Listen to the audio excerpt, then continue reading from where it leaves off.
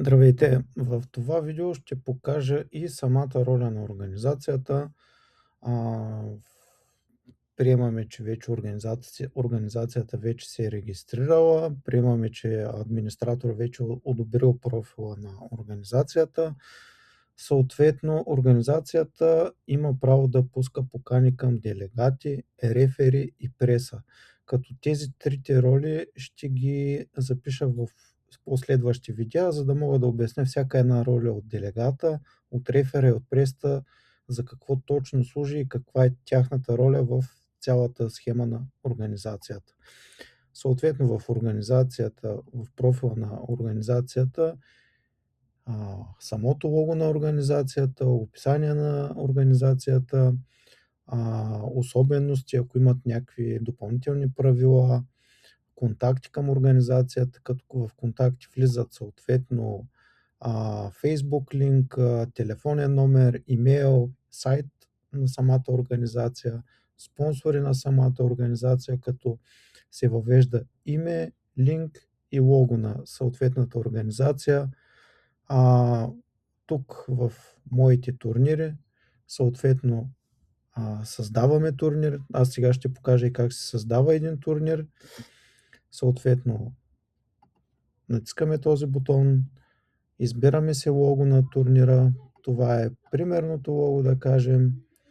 Избираме регион на турнира, примерно Варна. Аз в момента не съм въвел места, но тук ще излизат всичките места с игрища във Варна. Съответно, примерно Тринити, примерно игрища Спартак и така нататък, като опции, къде ще се провежда самия турнир. Варна регион, примерно игрища на Тринити парк, вид на турнира, като сайта има две опции за турнир. Стандартен турнир, Groups, това е групова фаза, съответно елиминационна фаза, където всяка една група накрая се стига до финал и си има финалист накрая. Рундовете съответно, ако е избран турнир, тогава рундовете, да кажем примерно 2 рунда, съответно всеки един отбор ще се срещне по съответно не по 2 пъти, а по 4 пъти, защото в един рунд един отбор се среща и като домакин, и като гост. Ако са 2 рунда, значи ще се срещне първи рунд домакин-гост и втори рунд пак като домакин-гост, съответно ще имат по 4 мача. Това е в случая, ако е въведен турнир.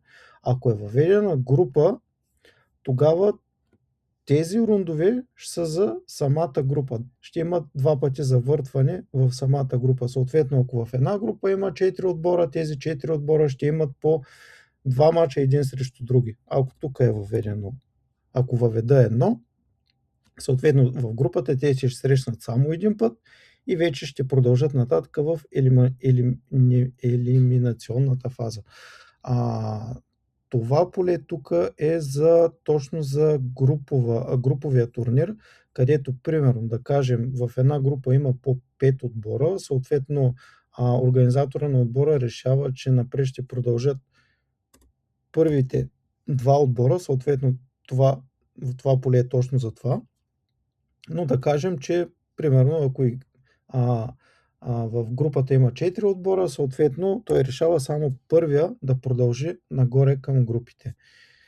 Име на турнира, примерно тест, датата, от която ще стартира самия турнир, формат на турнира, примерно 5+1, колко време е половината, колко време е една половина от първото полувреме, колко време е, да кажем 25 минути, колко е паузата между полувремената, примерно да кажем 5 минути, минимални играчи за записване на турнира, в случая тук ще сложа едно, просто за самия тест за по-нататъчния процес на видеята, където пиша, първоначална такса на турнира, измислям си, просто слагам примерни цифри, такса за всеки един следващ матч, след основната такса за участие на турнира и вече за всеки следващ матч такса, съответно организатора определя тази такса.